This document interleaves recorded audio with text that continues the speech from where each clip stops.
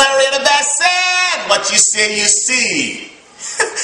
What you say, you see. That's the statement we're working on right now. But the success formula itself is what you feel, you attract, what you imagine, you become, what you say, you see.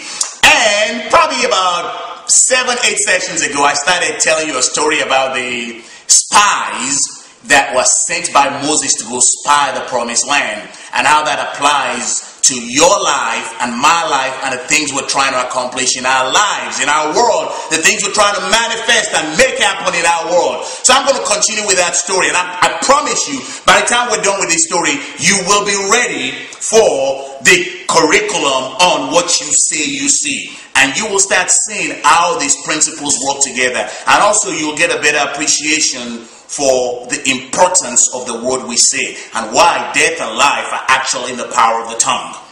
So, as I was sharing right here, Moses sent the spies to the promised land to spy. And they came back with this report. And I'm going to go over this quickly here. It said, we went into the land to which you sent us, and it does flow with milk and honey. Here is its fruit.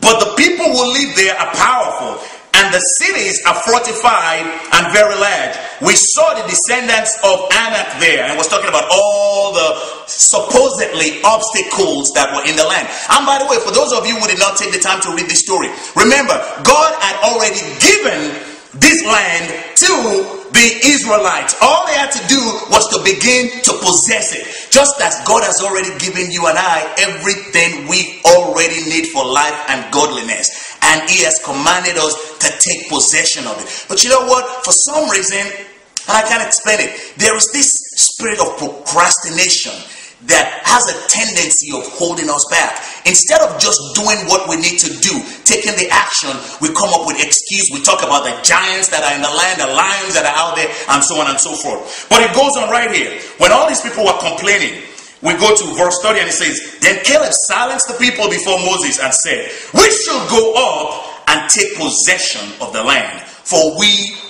can certainly do it.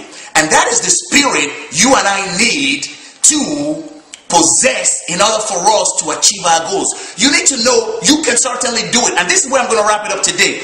Whatever it is you're trying to do, you can certainly do it.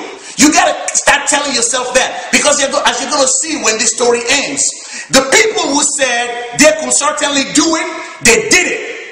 The people who said they couldn't do it, they did not do it. They got what they said. They saw what they said. And you and I always see what we say. It begins with what we say. Because as I've said over and over and over, if you are not bold and courageous enough to say what you want to see, you're just not going to say it. Bottom line. So remember, since you're going to see what you say, consciously say what you want to say. And I'll talk to you soon.